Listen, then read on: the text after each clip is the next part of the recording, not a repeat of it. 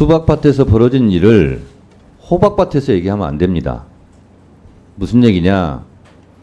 문 대통령 탄핵에 대한 거는요, 국회 청원이 아닙니다. 청와대 게시판 청원이었어요. 그래서 당시 청와대에서도 20만 명 이상이 청원을 하면 답변하게 돼 있습니다. 그래서 이거는 청와대 소관이 아니라 국회 소관이다. 그래서 답변하기 어렵다. 이렇게 얘기한 겁니다. 문재인 대통령 탄핵 청원을 국회에 했습니까? 국민의힘 의원님들은 146만 계속 얘기하니까 제가 말씀드리는 겁니다. 그건 국회 청원이 아니라 청와대 청원이었다는 말씀을 드리고, 국회에도 만약에 왔다면, 저거 확인을 못했습니다. 왔다면 청원을 안 한 그분들의 책임이죠. 직무유기입니다. 국회법에 자, 지금 송석준 의원님과 제가 일문일답하는 게 아닙니다. 답변 드리는 겁니다. 지금 의사진행 발언에. 그래서 국회법 125조 5항에 보면 청원이 들어오면 90일 이내에 심사 보고해서 의장에게 보고해야 한다. 의무사항입니다. 그리고요, 계속 이거는 청원의 대상이 아니라고 그러는데 청원의 대상이 돼서 이미 접수가 됐어요. 다시 한번 말씀드립니다.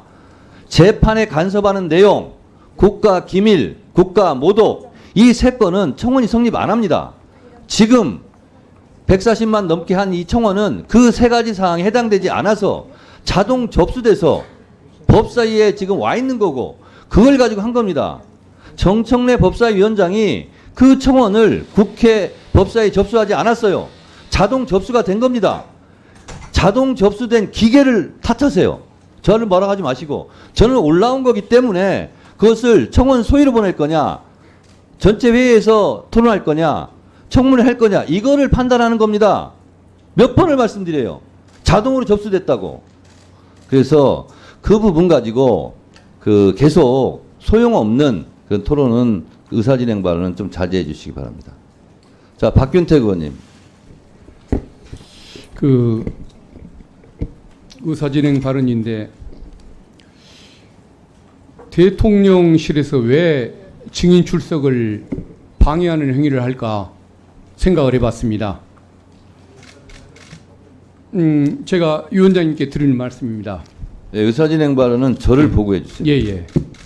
아마도 대통령에게는 정치적 잘못이 있을지언정 법을 위반한 사실이 없어서 탄핵 사유가 되지 않는다.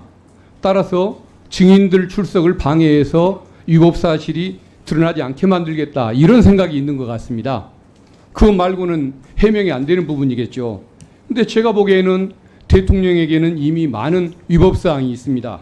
먼저 순직 해병 수사 외압 관련해서 계속 진상 규명을 방해를 한다면 지금까지 드러난 자료를 가지고 판단할 수밖에 없을 텐데, 상식의 증거라는 것으로 판단해 보면 대통령은 무리한 방법으로 이미 수사 외압을 가했고, 그것은 형법상의 직권남용죄에 해당한다는 점을 분명히 말씀드리고 싶습니다.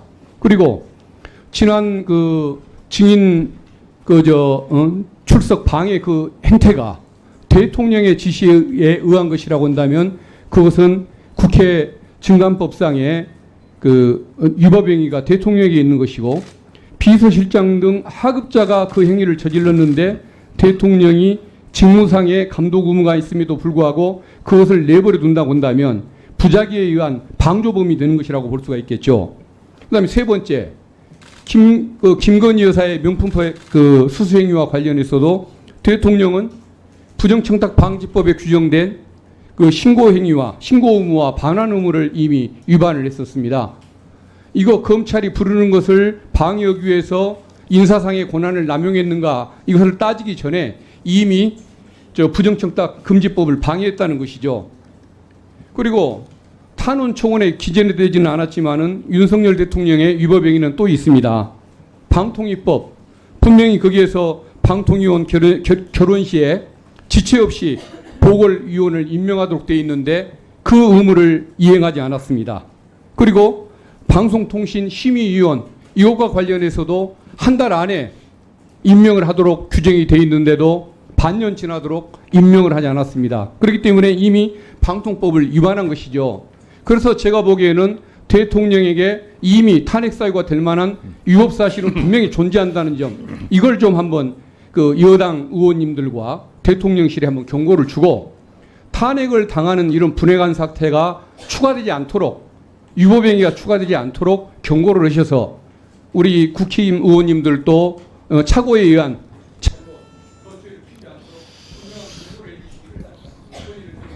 자, 저기 상습적으로 끼어들게 하는 송석준 의원님 다시 말씀드립니다. 양쪽 다 똑같습니다. 우리 다음번에 제가 의결 한번 제안합니다. 서로 끼어들지 않기로 우리 한번 합의합시다. 그거는 서로를 위해서 좋은 것 같아요. 박균택 의원님의 의사진행 발언에 대해서 제가 말씀드리겠습니다.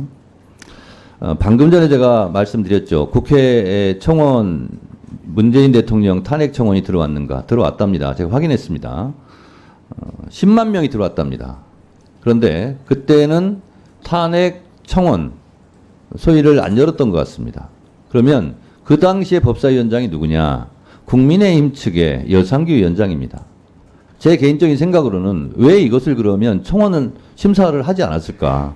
이건 125조 청원이 자동적으로 회부되면 90일 이내에 심사 결과를 의장에게 보고해야 한다 하는 의무조항을 위반한 것이 아닌가, 그런 생각이 들어서 국민의힘 의원님 여러분들께서는 자꾸 말씀하시기 전에 21대 국회 여상규 법사위원장을 탓하시기 바랍니다.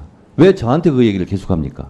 다시 한번 말씀드립니다만, 문재인 대통령 탄핵 청원은 국회 청원이 아니라 청와대 게시판에 146만 명이 된 거고, 20만 명이 넘으면 답변해야 한다는 조건에 따라서 청와대에서 이거는 우리가 답변할 사항이 아니고 국회 소관 사항이다라고 답변한 것으로 알고 있습니다. 그러니까 이 부분은 이제 클리어하게 정리가 됐죠. 국회 청원을 왜 안 했느냐?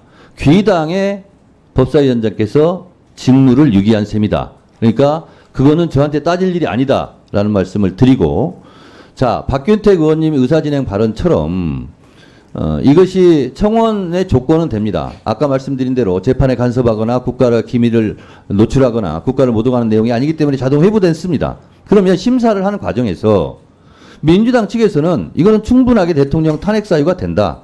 국민의힘 측에서는 탄핵 사유가 안 된다. 이렇게 찬반 토론을 하면 되는 겁니다. 그런데 그 찬반 토론 결과에 의해서 법사위원들이 18명밖에 안 되기 때문에 대통령 탄핵 소추안을 제안할 수가 없습니다.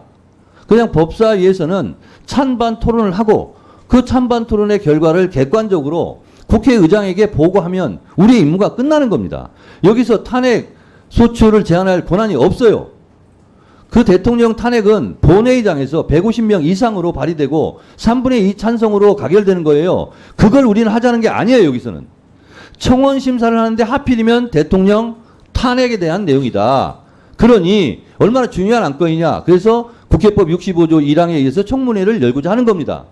그러니까 더 이상 이 부분에 대해서 이미 진행된 거 가지고 왜 이것이 진행됐냐라고 따져봤자 버스 지난 다음에 손드는 일이다 라는 점을 말씀드리고, 이 부분은 찬성 토론, 반대 토론을 하시기 바랍니다.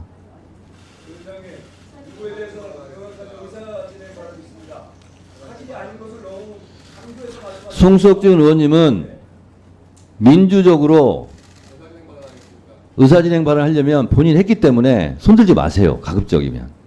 박은정 의원님 해주시기 바랍니다.